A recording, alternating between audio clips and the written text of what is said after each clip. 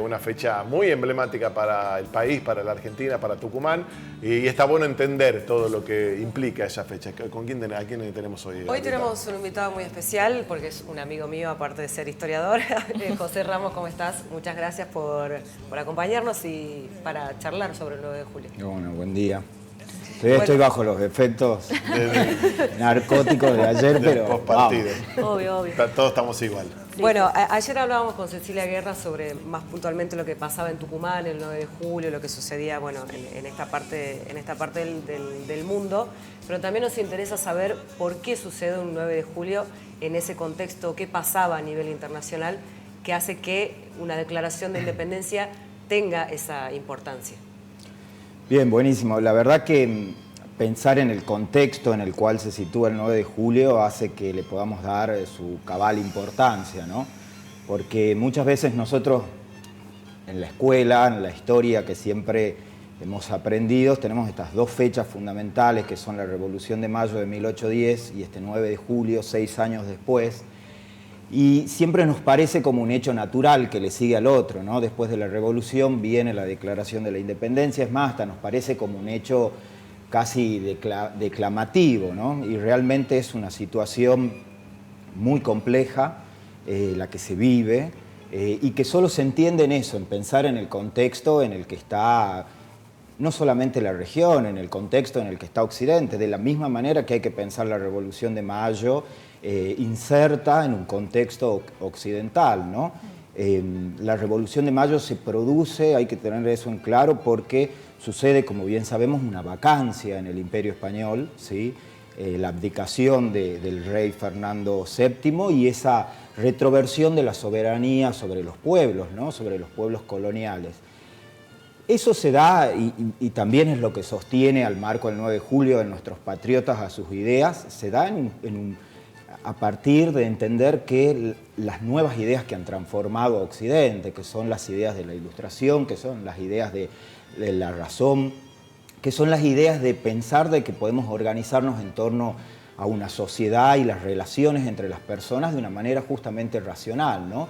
Dando por tierra a las viejas formas de organizar y de vivir y de transitar el poder, que son las monarquías, que es el derecho divino, que son los privilegios según el lugar donde uno nace, ¿no? Esa sociedad de órdenes antiguas, y vivimos realmente algo que es algo muy propio del mundo contemporáneo, que vivimos hasta la actualidad, que es la transformación radical de las ideas. En ese marco entendemos también qué están pensando nuestros patriotas, nuestros líderes, que se están proponiendo no solamente no depender políticamente de España, sino transformar nuestras sociedades. Se está discutiendo sobre las igualdades, sobre abolir la esclavitud, sobre la igualdad que hay con otros sujetos que habían sido discriminados racialmente, indígenas, etc. Es decir, hay todo un clima de transformación y de pensar las sociedades a partir de lo racional.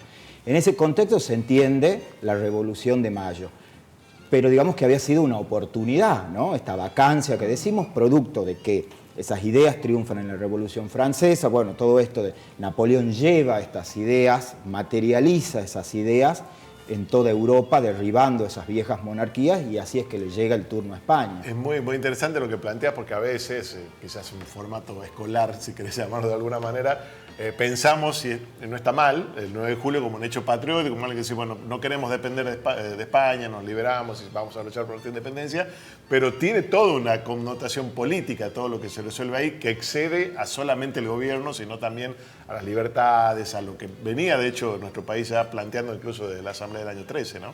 Totalmente, o sea, hay que pensarlo en eso, en climas de ideas, de posibilidades. Las cosas no suceden solamente cuando se quieren, sino cuando son posibles.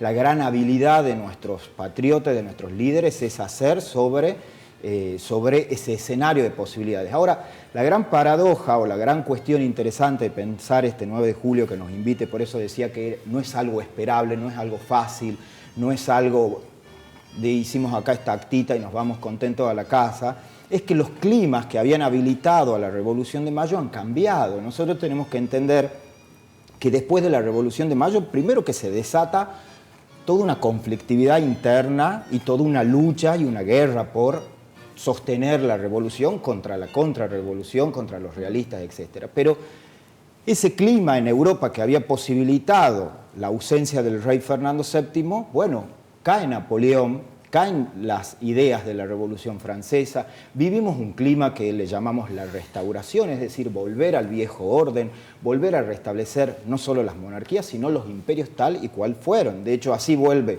Fernando VII al poder y quiere volver y restituir el imperio español tal y cual había sido, sin ninguna concesión ni de constituciones, ni a las Cortes de Cádiz, etcétera, etcétera. Es decir, volver a foja cero, mandar sus ejércitos imperiales a recuperar, a restituir, esa es la palabra, tal y cual habían sido las cosas. Entonces, en ese clima se inserta el Congreso de 1816, en este Tucumán.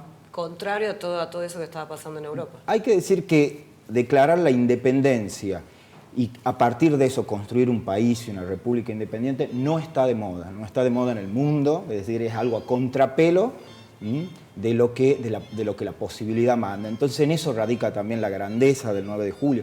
Por supuesto que hay discusiones internas, los tenemos a San Martín que estaba preparándose para dar su batalla nuevamente para cruzar los Andes y pensar en la liberación de Chile. Y bueno, y le escribe en una carta a Godoy Cruz, diciendo, si nosotros no declaramos la independencia, somos unos vasallos que lo que estamos haciendo es sublevándonos, digamos, haciendo estas guerras, si no tenemos el suficiente valor para construir la nación.